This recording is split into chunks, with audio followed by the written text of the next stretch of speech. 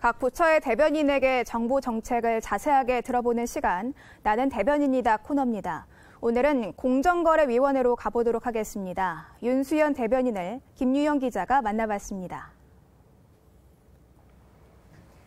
최근 한 조사에 따르면 우리 국민 10명 중 9명은 우리나라의 갑질 문화가 심각한 편이다라고 생각하는 것으로 조사됐습니다.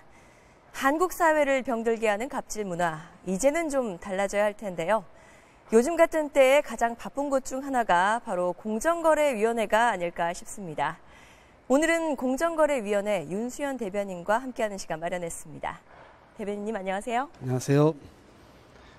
공정거래위원회 대변인 윤수현입니다.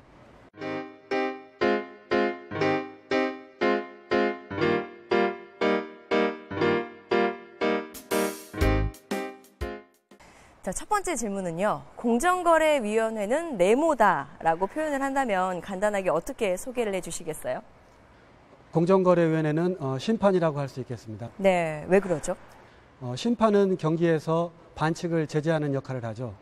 그런 의미에서 시장에서 경쟁을 저해하는 행위를 규율하는 심판이 바로 공정거래위원회입니다. 네, 그렇군요. 아주 중요한 역할을 하고 있는데 그럼 공정거래위원회가 가장 중점적으로 추진하고 있는 건 어떤 사업인가요? 지난 1년간 무엇보다도 노력한 것은 대기업과 중소사업자 간 거래 공정화, 특히 하도급, 가맹, 유통, 대리점 등 4대 분야에서의 가불관계 개선이라고 할 수 있겠습니다. 이 가불관계는 우리 사회에서 이제 좀 없어져야 할 병폐인데요. 그만큼 대기업과 중소기업 간의 공정한 거래 이 분위기를 조성하는 게 중요할 것 같습니다. 조금 전 말씀해 주신 이 4대 분야에서 공정위는 어떤 노력을 했을까요? 첫째, 하도급 대금 인상 요구권을 확대했습니다. 최저임금 등 비용이 일정 수준 이상 오를 때 중소하도급 업체가 중소기업 협동조합을 통해 원사업자에게 하도급 단가의 인상을 신청하고 협의할 수 있는 제도를 마련한 것입니다.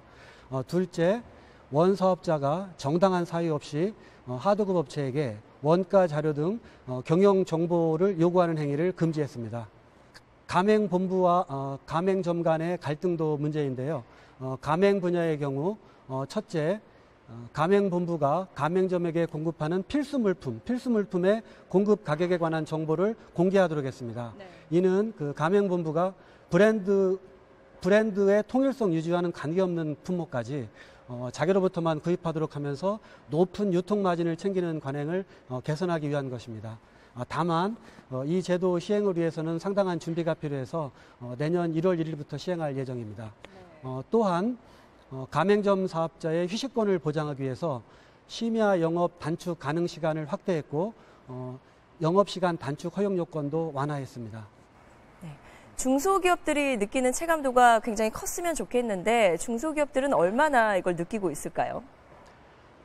많은 중소사업자들이 지난 1년간 거래 공정화 측면에서 개선이 있었다고 느끼고 있다고 파악하고 있습니다. 다만 개선에 대한 체감도가 아주 높지는 않은 것으로 보이는데 새로 마련한 제도들 가운데 중요한 것들이 아직 시행 전이라는 점도 영향을 미친 것으로 생각됩니다. 그 갑질 횡포에 대한 신속한 피해 그 구제 방안은 마련돼 있을까요? 가맹과 대리점 분야의 경우 그 광역자치단체에 분쟁조정협의회를 설치할 수 있는 근거를 마련했고요. 그리고 3배 손해배상제 적용 대상을 확대하는 등 신속한 피해 구제를 위해서도 많은 노력을 기울였습니다. 다만 공정거래위원회가 신고인 한 분 한 분의 요구사항을 모두 신속하고 만족스럽게 처리하는 데에는 한계가 있다는 점에 대해서 이 자리를 빌려 이해를 구하고자 합니다. 공정거래위원회에 대한 민원이 연간 4만 건, 신고가 연간 4천 건으로 매우 많을 뿐만 아니라 공정거래위원회가 집중해야 하는 사안은 거래 관행 자체를 바꿀 수 있거나 사회 경제적으로 파급 효과가 큰 그런 사안일 필요가 있기 때문입니다. 자, 요즘 좀 화두가 되고 있는 게 공정거래법 개편에 대한 얘기입니다. 자, 전면 개편 왜 필요하고 앞으로 어떤 방향으로 추진해 나갈 계획이신지요? 공정거래법이 1980년에 제정됐습니다. 그래서 38년이 지난 지금 과거의 규제 틀로는 변화된 경제 여건이나 4차 산업혁명 시대 경제 현상을 규율하는 데는 많은 한계가 있습니다. 네. 이것이 그 전면 개편을 추진하는 그런 이유이고요. 그 개편 방향으로는 그 새로운 유형의 경쟁 제한 행위를 효과적으로 규율하기 위한 방안, 그다음에 공정거래법의 투명한 집행을 위한 절차법제 보완 방안, 그리고 대기업 집단 시책의 개편 방안, 이런 것들을 들 수 있겠습니다. 그 공정거래위원회는 8월 중으로 그 개정안을 마련해서 정부 입법 절차를 거쳐 연내에 국회에 제출할 계획입니다. 네. 자, 마지막으로 이제 공정거래위원회 대변인으로서 어떤 각오로 임하실지 각오 한 말씀 부탁드릴게요. 예, 그 공정거래위원회는 시장 감독기구입니다. 시장 감독기구이기 때문에 제대로 역할을 하기 위해서는 소비자와 중소사업자 등 국민으로부터 신뢰를 받는 것이 무엇보다 중요합니다.